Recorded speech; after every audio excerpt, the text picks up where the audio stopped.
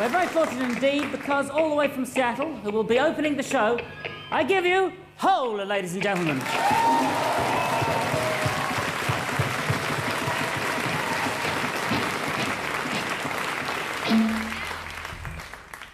Oh, you mean this second? All right, I'm sorry. All right. I am tall eyes, tall mouth, tall legs. I am tall arms, big veins, dog big. Yeah, they really want you. They really want you. They really do. Yeah, they really want you. They really want you. I do. Girl with the most cake. Laughing so much it just turns to rage.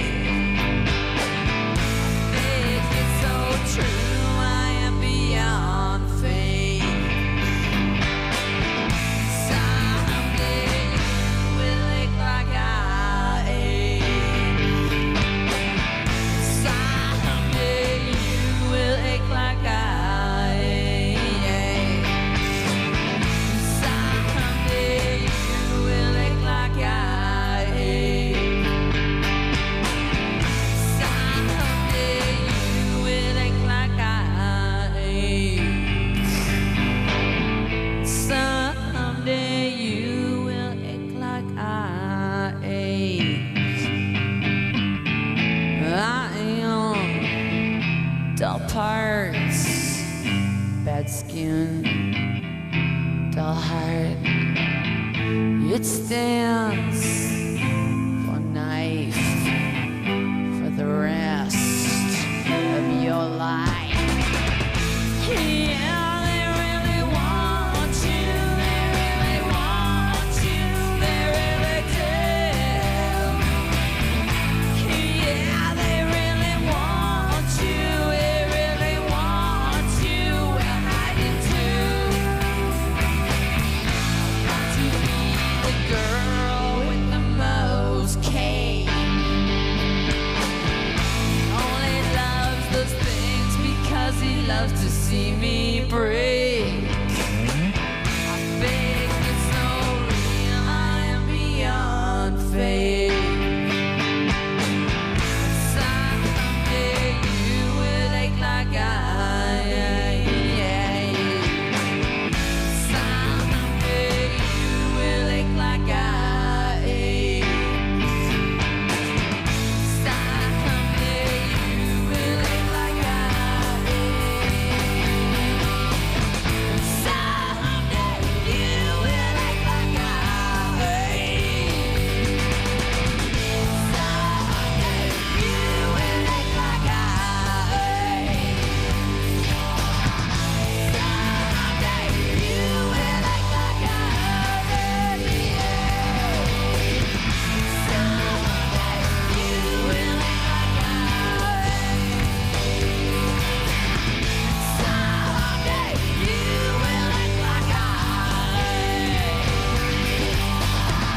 I ache. Someday you will ache like I ache.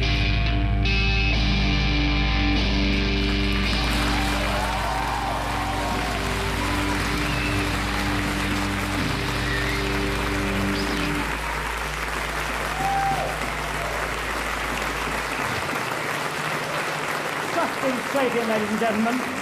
Hole will be back for more a little bit later, and I shall be talking to Courtney Love for the first time on British television a little bit later.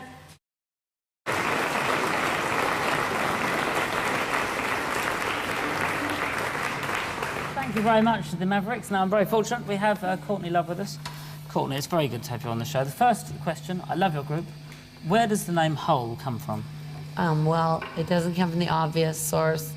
Actually, it's English 101, Euripides' Medea, when she kills the bride and her own child. Yeah. She says, in the Norton's anthology, because the New York Times researched it, she says there's a hole that pierces my soul. That my mother's this kind of crap New Age, well, my mother's this New Age psychologist, and she said, I said, you know, I had this terrible childhood. She said, well, you can't have a hole running through you all the time, Courtney. Hole. So, Thus, hole. The hole in the spirit. Yeah, and then, you know, the genital reference, you know, go ahead and... Make it if you will. If you want, yeah, I don't care. Now, I read that you first got into music because of the English music you heard at Reform School. Is that true? Yeah, well, yeah, this guy he was an intern, came back from Britain, and he brought me a Squeeze record. Not very hard. And a Sex Pistols record and a Pretenders record. And what ones got played? Well, actually, I like this. The Sex Pistols scared me, so it was Pretenders and Squeeze. Yeah, oh, cool. That's a correct answer. Well, I'm not trying to kiss your butt. I'm just telling you. No, I was thrilled to learn I didn't know. I didn't know, you know, what was like, you know, it was like hip to, like, you know, be Johnny Rotten or something. Yeah, nor did we. And it was a mystery to us. It was a complete mystery to it. Now, I think in a moment we're going to see a clip of the band you like. But when did you first come to England? 1981. Yeah. Or around 1982. I was 14 and a half, turned 15. And why did you come over? Well, I have this real father who's an insane person, but he claimed that he was doing lectures at Trinity, when really he was doing talk shows about the Grateful Dead, who he managed for about a minute. So he said he could get me into Trinity in Dublin. So I audited 2 semesters there, and I started taking photos for Hot Press, and I met Julian Cope one night, and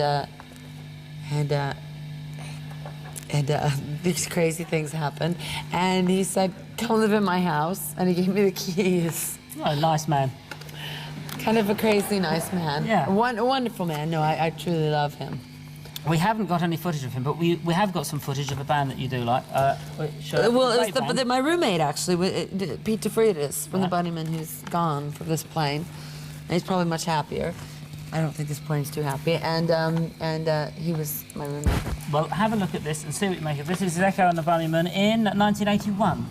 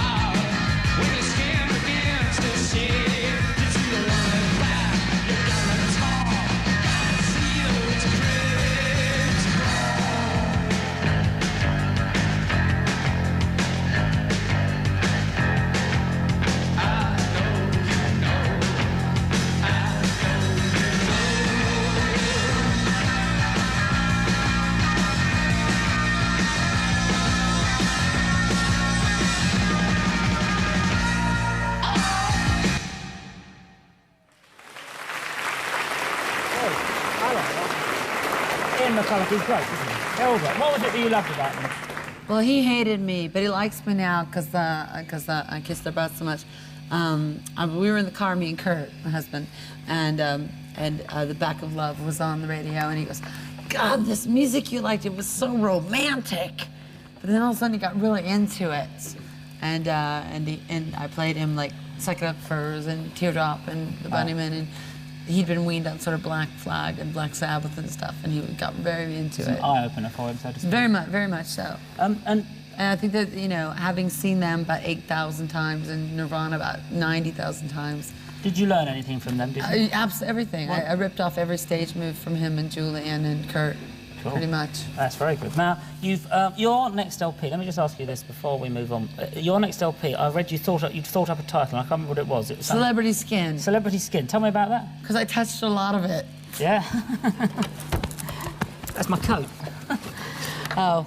Well, in that case, and tell me about Celebrity Skin. There was something I read about. Oh, well, there was this real loser band in LA called Celebrity Skin. They were like totally horrifying.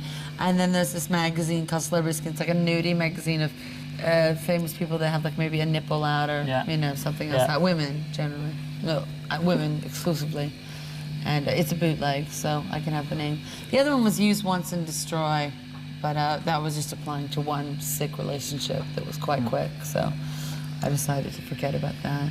Well, let's move along then, I think, and thank you very much for coming. We're all going to do some more at the end, the big finish, which we're looking forward to, no end. We'll have a light ale in a minute, but in the meantime... All right, Jules. We're going back to literally reality. You damn fool, you. Oh, you call me that, but I like that. And now a link to reality, because it is reality. The camera's there. And please welcome, with the song Reality, Dion Farris. The Crystals recorded a Goffin and King song called When He Hit Me, It Felt Like a Kiss. Phil Spector thought that was a bit too racy and a bit too provocative, perhaps, for the time. Hull do not feel the same, and they're now going to perform it for us. Please welcome Hull, ladies and gentlemen. I'm going to do this song to Marianne and Julianne and his family, and Mary Shelley can go to hell.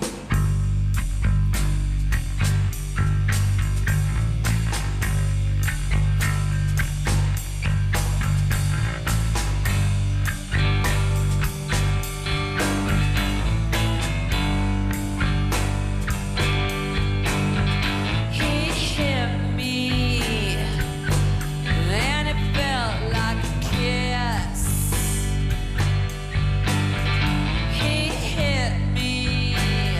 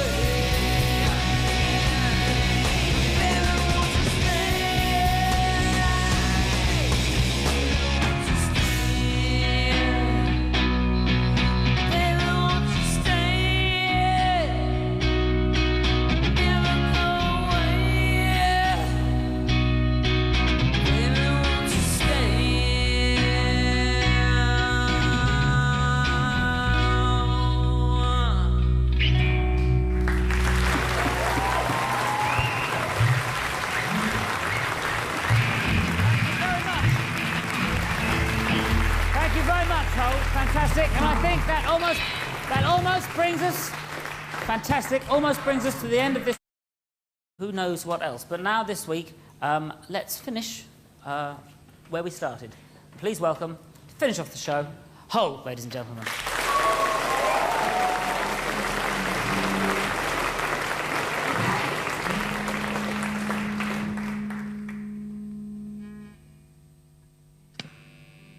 A song about a jerk.